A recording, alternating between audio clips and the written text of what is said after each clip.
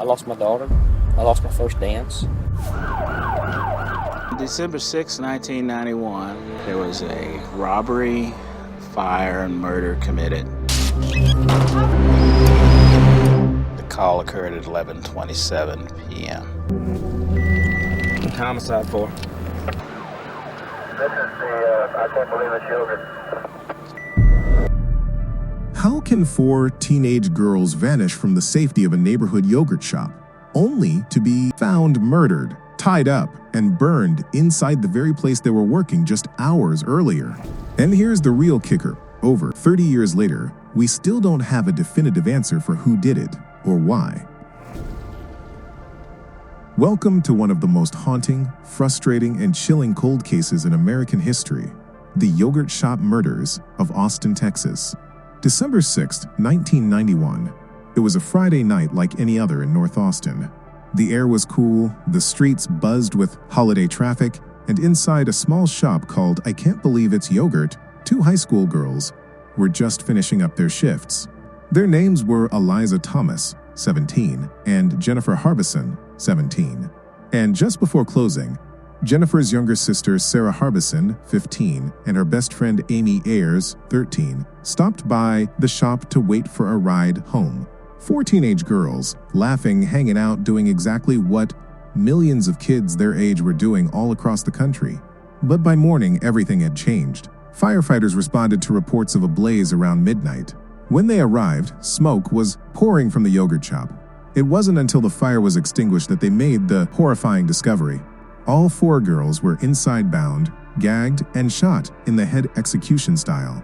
One of them, Amy Ayers, had been shot twice and possibly was still alive when the fire was set. She had burns over a significant portion of her body. It was a calculated, brutal crime, and it shook Austin to its core. But here's where things get stranger. There were no signs of forced entry. The back door had been left ajar, and cash was missing from the register, suggesting robbery. But the level of violence seemed wildly disproportionate. This wasn't just a robbery gone wrong. This was rage. This was something darker.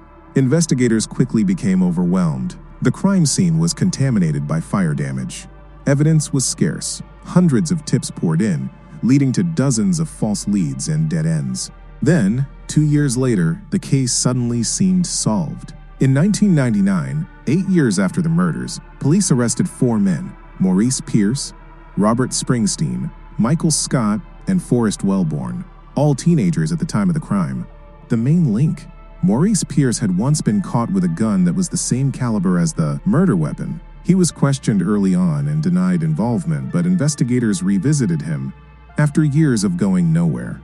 Under pressure, Michael Scott and Robert Springsteen confessed, but the confessions were riddled with inconsistencies, details that didn't match the crime scene. Even more concerning, they were questioned without lawyers for hours, in isolation. Some say it was classic coercion. Still, prosecutors pushed forward. We want the truth, and you know what the truth is. You're having trouble with the memories or flashbacks. You know what happened. You're scared to tell us. I don't blame you. It's a horrible thing what you saw in there. In 2001, Springsteen was convicted and sentenced to death. Scott was sentenced to life in prison. It felt like closure, at least for a while. But then came DNA. In 2008, new forensic testing revealed that male DNA found on one of the victims didn't match any of the 4 suspects. Not Pierce, not Springsteen, not Scott, not Wellborn, none of them. This wasn't just a minor setback, it blew the entire case apart. The courts overturned both convictions, the charges were dropped, the men walked free, and just like that, the case returned to square one. So what do we actually know about the yogurt shop murders? We know that multiple people were likely involved.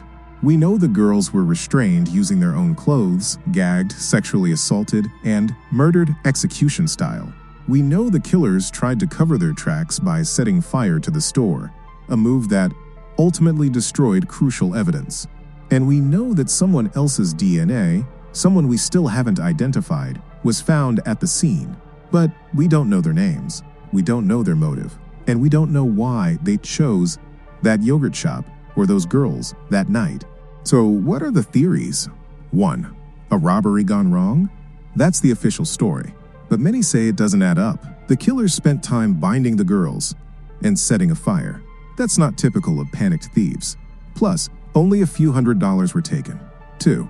A targeted attack? Could one of the girls have known their killers? Had someone been stalking them? Was it personal? That would explain the level of violence, but there's never been solid evidence to support it. 3. The wrong suspects entirely? Many experts believe the 1999 arrests were based more on coerced confessions than actual evidence. With no DNA matches, it seems more likely that the real killers were never caught at all. 4. Serial offenders?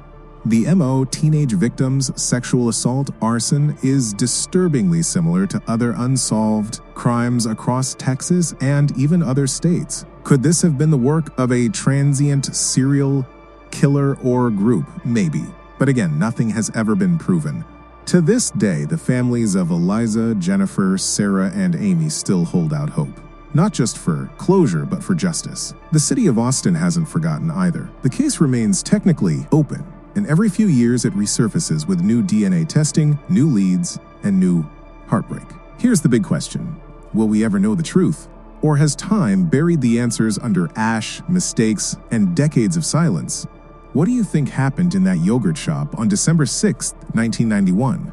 Let me know your theories in the comments. Don't forget to like this video if you want more deep dives into unsolved mysteries, and hit subscribe so you don't miss what's coming next. And if you want to support the channel or get behind-the-scenes content, check the description for our socials and bonus content links. Until next time, stay curious and stay safe.